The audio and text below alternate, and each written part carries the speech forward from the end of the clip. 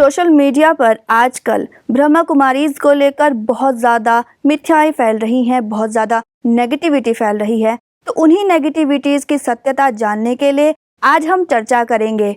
नमस्कार, मैं हूं मनीषा और मेरे साथ गॉडली स्टूडियो में मौजूद हैं दिव्य शक्ति अखाड़े के आचार्य महामंडलेश्वर संत श्री कमल किशोर जी, जिनसे आज हम इन नेगेटिविटीज़ की क्या सत्यता है वो जानेंगे।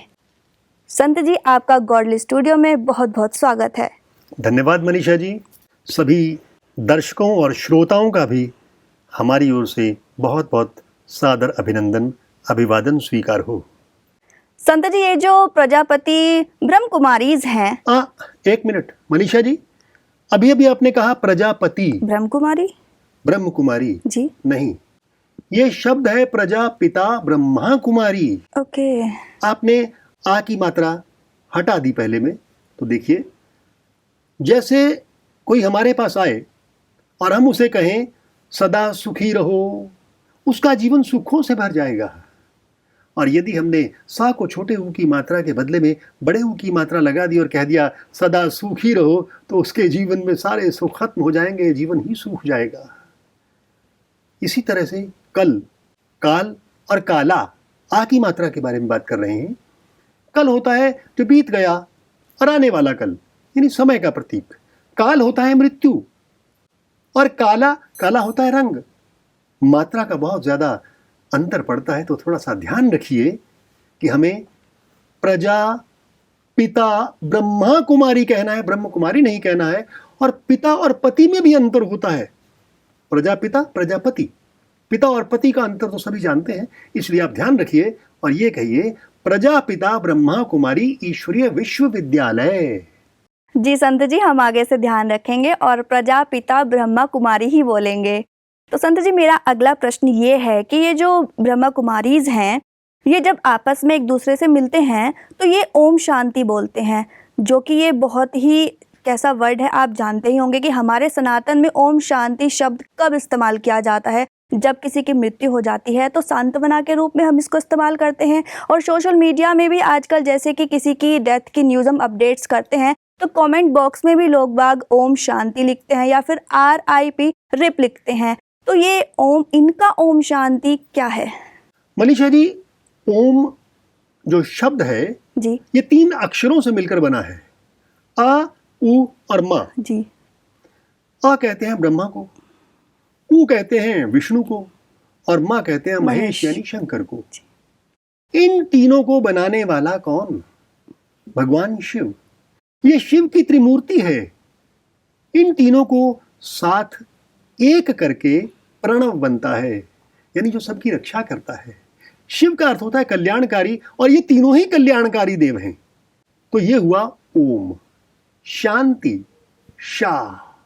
शाह का अर्थ है जीवन से लेकर मृत्यु तक का सफर, और दूसरा अर्थ यह भी होता है शाह का सामर्थ्य, उसका अंत हो जाना, यानी जीवन से मृत्यु के सफर का अंत हो जाना, सारे ही सामर्थ्य का अंत हो जाना, तो शांत हो जाना। जिस तरह से मृत्यु की शांति होती है, मरघट की शांति होती है, वैसी शांति भीतर मन में 5 ज्ञानेंद्रियां, 5 कर्मेंद्रियों को वश में कर लेने से, मन को वश में कर लेने से जो शांति होती है, वो परमात्मा हमें दे।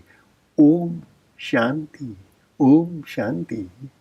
संत जी, मेरा अगला प्रश्न ये है कि ये जो ब्रह्मा कुमारीज हैं, ब्रह्मा कुमार हैं, ये लोग सफ़ेद वस्त्र ही क्यों धारण करते हैं? जबकि सनातन में तो सफ़ेद वस्त्र केवल जब कोई स्त्री विधवा हो जाती है तो उसको पहनाया जाता है, या फिर क्रिश्चियनिटी में नन्स पहनती हैं, या फिर मुर्दों को कफन पहनाया जाता है। तो ये लोग सफ़ेद वस्त्र ही क्यों पहनते हैं? सफेद वस्त्र यानी श्वेत वस्त्र। श्वेत वस्त्र पे हल्का सा भी कोई दाग लग जाए तो दूर से नजर आता है। तो बाहर से ये लोग उज्जवल हैं, भीतर से इनका चरित्र उज्जवल है। मन पर जीत पाई है, मन जीते जगजीत वाली बात है। प्रेम की भाषा, सचरित्रता, शुचिता, आपस में सेवा भाव, निस्वार्थ सेवा भाव, ये सारे गुण हैं।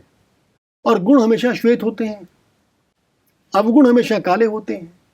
वैसे ही जैसे एक अंधकार और एक प्रकाश, अंधकार काला होता है, प्रकाश श्वेत होता है। जी और जब भी दो देशों में झगड़ा होता है या लड़ाई होती है और उन्होंने आपस में युद्ध विराम करना हो तो क्या करते हैं? सफेद झंडा ध्वज। दिखाते हैं। जी सफेद झंडा दिखाते हैं। यानी श्वेत रंग केवल शांति। कफन का प्रतीक ही नहीं है, श्वेत रंग केवल ननें ही नहीं पहनती और श्वेत रंग विधवाएं ही नहीं पहनती, श्वेत रंग शांति का भी प्रतीक है।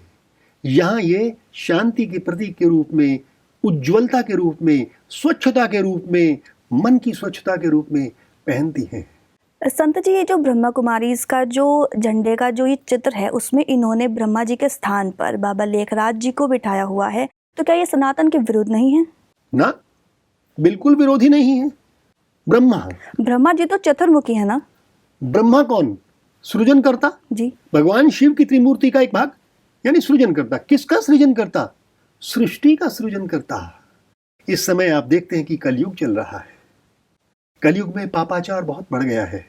आसुरी शक्तियां, मायावी शक्तियों ने पूरा का पूरा घेर लिया है।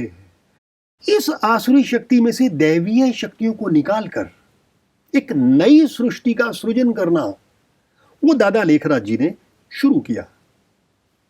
दादा लेखराज जी ने पहले साक्षात्कार किया कि इसका देखा उन्होंने, बम बरस रहे हैं, ऊपर से अग्नि बरस रही है, जल प्रलय हो रही है, लोग एक दूसरे को मार काट रहे हैं, धर्म के नाम पर, जाति के नाम पर, भाषाओं के नाम पर, सीमाओं के नाम पर मार काट मची हुई है। उन्होंने जब देखा तो एकदम से वैराग्य उत्पन्न हुआ। उस वैराग्य के बाद उन्हें परमात्मा शिव का आदेश हुआ कि आप एक नई सृष्टि के सृजन करो, दैवीय सृष्टि का सृजन करो। तो यहीं से तो लोग आएंगे ना।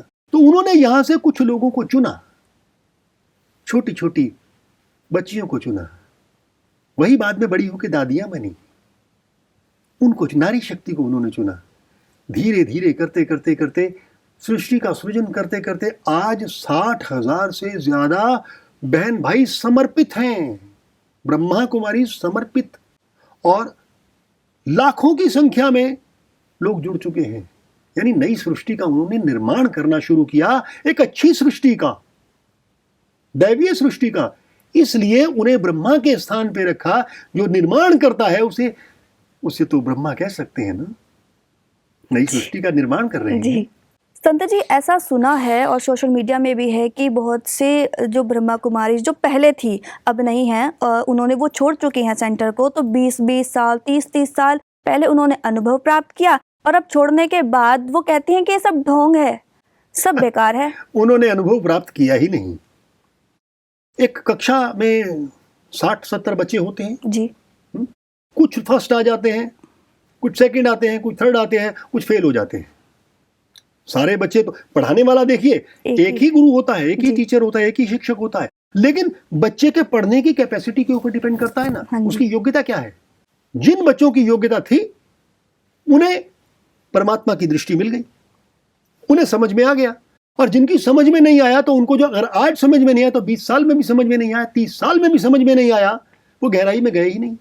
यानी उन्होंने सोचा, चिंतन किया, लेकिन कर्म नहीं किया, चले नहीं, सदमार्ग पर नहीं चले। जो मार्ग भगवान शिव ने बताया ब्रह्मा बाबा के थ्रू, वो नहीं उन्होंने माना, उस पर नहीं चले, प्रैक्टिकल नहीं किया।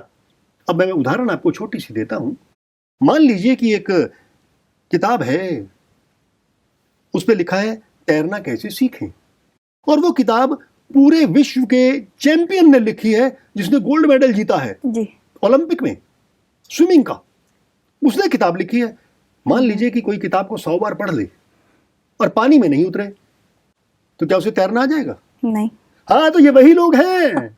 इन्होंने पढ़ तो लिया, चिंतन कर लिया, सोच लिया, कर्म नहीं किया। अब कर्म नहीं करेंगे तो फल कहां से मिलेगा? लेकिन ये काफी हैरत की बात है कि इतना लंबा समय देने के बावजूद भी इन लोगों को अनुभव नहीं मिला।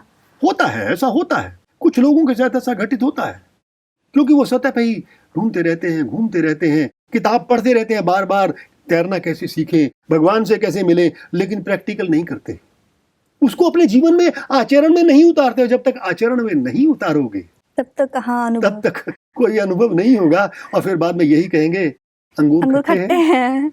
हैं। बिल्कुल आपने ठीक जी। कहा। संत जी, आरोप तो ये भी है कि जो एक सेंटर की बहनें होती हैं ब्रह्मा कुमारीज की, वो दूसरे सेंटर की बहनों से ईर्ष्या करती हैं। क्या ये सच है? हो सकता है। जो नई नई बहनें होती हैं या नए भाई होते हैं, जब आते हैं तो वो किस सृष्टि से आते हैं? कलयुगी सृष्टि से आते हैं, जहाँ पर घृणा भी है, ईर्ष्या ईर्ष्या भी है, है। नफरत भी है, एक दूसरे के साथ झगड़ा भी है, माया भी दुनिया से वो लोग आते हैं। तो शुरुआत में ऐसा होता है कि हमें लगता है आपस में ये ईर्ष्या कर रहे हैं, लेकिन आप बड़ी बहनों को देखें, बड़ी दादियों को देखें, उनके प्रेम भाव को देखें, उनके चेहरे की मुस्कुराहट को देखें, उनके स्नेह को देखें, उनके प्यार को देखें, तो कहीं ईर्ष्या आपको नहीं मिलेगी। संत जी, हमने तो यहाँ तक भी सुना है कि ये जो ब्रह्मा कुमारीज में जो नई बहनें ज्वाइन करती हैं, तो जो बड़ी बहनें होती हैं वो छोटी बहनों को दबा कर रखती हैं, यानी कैद करके रखती हैं। गलत बात, गलत बात। आप स्कूल तो गई होंगी, जी। बच्चे स्कूल में होते हैं। हाँ जी। उस समय टीचर अनुशासन के लिए क्या करता है? डांटता भी है। स्कूल के अंदर टाइम से आना, क्लास के अंदर टाइम से जाना, डिसिप्लिन आना जाना करना, मेंटेन। जी। डांटता है ना। जी। पढ़ने के लिए भी होमवर्क देता है, दंड भी देता है, कई बार सजा भी देता है। तो शुरुआत में जब नई नई बहनें आती हैं, उनको यहाँ के अनुशासन के बारे में कुछ पता नहीं होता। उनको अनुशासन में बांधने के लिए, उनको पूर्ण रूप से शिक्षा देने के लिए, ट्रेनिंग देने के लिए अभ्यास कराया जाता है। और उस अभ्यास को या ट्रेनिंग को अगर कोई कैद का नाम देता है, तो मेरी दृष्टि में उस जैसा मूर्ख व्यक्ति कोई नहीं है। उसे पहले आकर समझना चाहिए, किसी भी बहन को कोई कैद नहीं किया जाता है, ये गलत बात है। अच्छा संत जी, आप हमें अब ये बताइए कि ठीक है, ये जो संस्था है ब्रह्मा कुमारीज, इसमें इक्वालिटी है, ठीक है, पुरुष महिला बराबर है, लेकिन मैंने आज तक नहीं सुना कि किसी भी संस्था में, इतनी सारी इनकी संस्थाएं हैं, कोई भी पुरुष किसी मुख्य संचालक के पद पर हो। जब भी सुना है तो किसी महिला को ही सुना है। ऐसा क्यों है? नारी शक्ति में एक बैलेंस्ड शक्ति होती है। नारी और पुरुष के अंदर जो जीन्स होते हैं, क्रोमोसोम्स होते हैं, नारी के अंदर बिल्कुल बैलेंस्ड होते हैं, पुरुष के अंदर नहीं होते।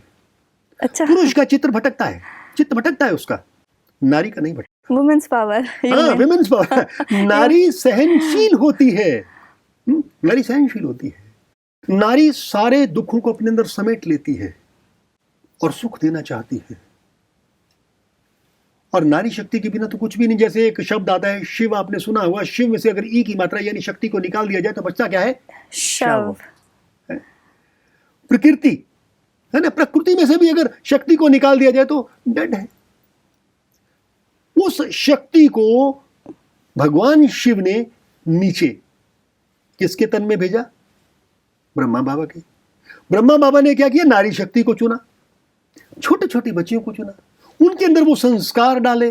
संस्कार डालने के बाद वो बड़ी हुई, उनको यहां माउंट आबू लेके आए और उनको सिखाया उन्होंने, अनुशासन, अभ्यास, योग, राजयोग सिखाया। जब उन्होंने सीखा तो उन्होंने नारी शक्ति के कांधों पर कहा कि तुम संभालो इसको। पहले इसका नाम ओम मंडली हुआ करता था। अच्छा। बाद में ब्रह्मा कुमारी तो बाद में आया है।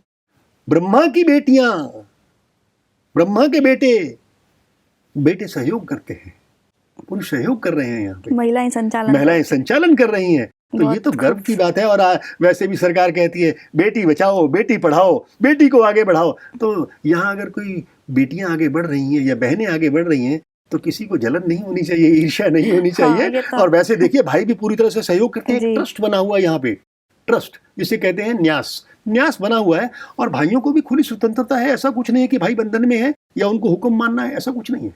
संत जी, आप हमारे स्टूडियो में आए और आपने इतने प्रेम पूर्वक, इतने तर्कपूर्ण आपने जो ये मेरे सवालों के जवाब दिए हैं, उसके लिए आपका बहुत बहुत धन्यवाद। आपका भी बहुत बहुत धन्यवाद मनीषा जी। और गॉडली स्टूडियो में आपने हमें बुलाया। सभी दर्शकों का, सभी श्रोताओं का भी बहुत बहुत धन्यवाद। ओम शांति। तो दोस्तों, आपने संत जी को सुना, आपने उनके तर्कपूर्ण उत्तर सुने और आपके मन की शंका भी दूर हुई होगी। और यदि ऐसा नहीं है तो आप ब्रह्मा कुमारीज के, आपके आसपास जो भी ब्रह्मा कुमारीज के सेंटर हैं, आप वहां पर जाकर विजिट कर सकते हैं। तो मुझे दीजिए इजाज़त, फिर मिलेंगे। ओम शांति।